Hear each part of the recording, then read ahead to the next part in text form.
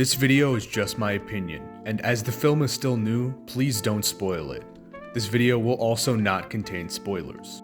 Tron Ares is out now, almost 15 years after the release of Tron Legacy. The Tron series has unfortunately never done particularly well, Ares included. With the failure of Ares, it reportedly marks the end of the series altogether. Tron Ares wasn't intended to be the end of the series at all.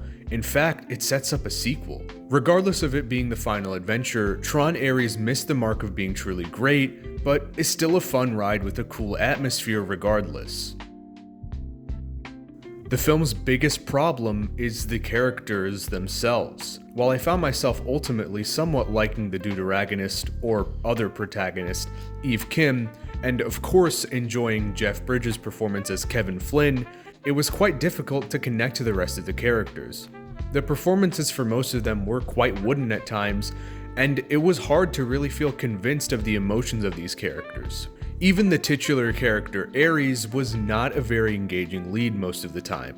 The controversial Jared Leto's performance did not feel especially real or nuanced, as with his counterpart program, Athena. Ares himself felt kind of flat, and his lines didn't end up sticking or feeling natural for an AI attempting to be human.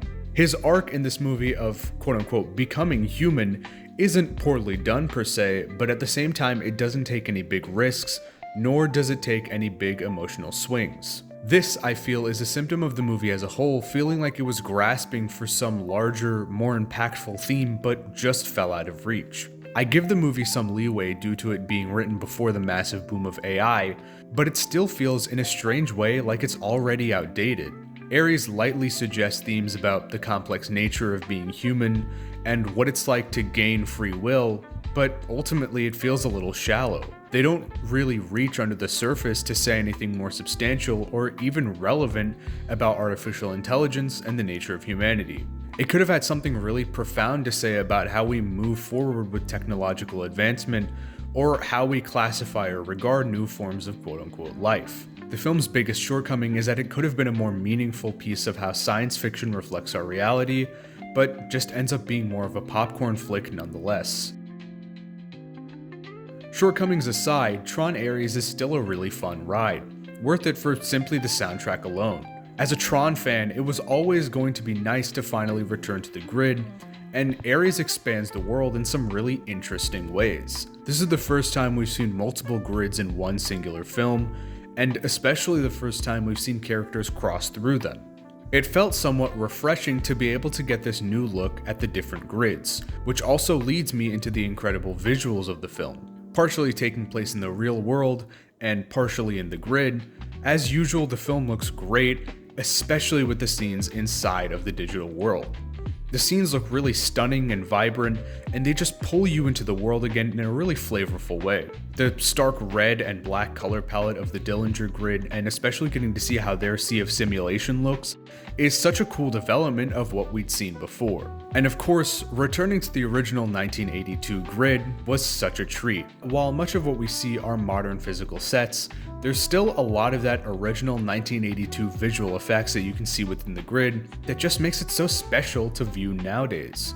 The world of Tron itself, from the original to Legacy and now Ares, has always been so thrilling to be in, and it's really unfortunate that the series never caught on, and now will never continue. Speaking of world building, the movie, as clearly shown in the marketing, really plays around with the idea of things from the grid finally manifesting into the real world. While the movie is not super profound with the messaging of this idea, it does have quite a bit of fun with it and expands the world building quite a bit. Without spoilers, the movie revolves around finding a specific piece of code that would pretty much change the world and allow for the true integration of the grid and the real world. At times it can feel more like a MacGuffin quest, but I feel this provides a really cool end goal for the grid. Were it not for sequel bait, I sort of would have accepted this being the end of the series, with the digital world finally having a real, life-changing benefit for the entire world. This is the most engaging the story actually felt to me.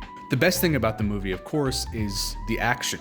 Ares makes really creative and fun use of the fantastical, wacky nature of the grid and all of the things from it. The film especially makes use of the iconic light ribbons and how they would work in the real world in a pretty thrilling way. The combat scenes are well choreographed and interesting to look at, especially the ones in the grid and making use of new vehicles we hadn't seen before. The shot of a recognizer looming over the city and sending out tons of different fighters, flooding the cities with light ribbons, was a really cool visual that was a nice evolution of the series as it was before. I would have loved to see more from the series, if not just for this action alone.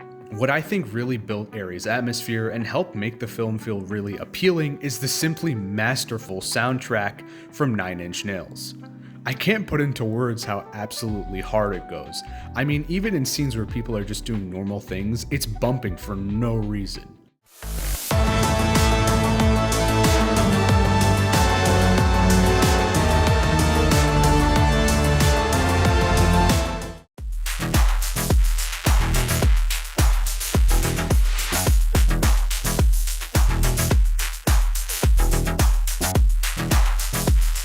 I still listen to the soundtrack after the movie because it's so memorable, and it makes the action scenes feel even more pumped.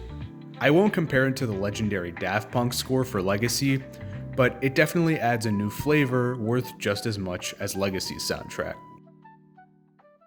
Tron Ares is unfortunately not as profound or relevant as it could have been, and I'm disappointed that this is the finale. But if it weren't for everything else I'd mentioned, I'd accept this as the end of line for Tron. That being said, I still feel it's worth it for the thrills it offered with the action, visuals, and incredible soundtrack. Tron Ares was not spectacular, but certainly a good adventure.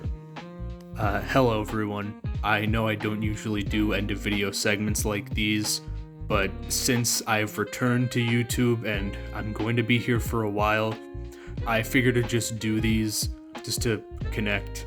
Here I've just put up a piece of 3D art I made, which you'll definitely see more 3D art, but I am just going to ask if you like this content, please leave a like, comment, subscribe if you want. I really hate to ask for that. I don't like begging for views or whatever, but returning to YouTube after a year has been really hard.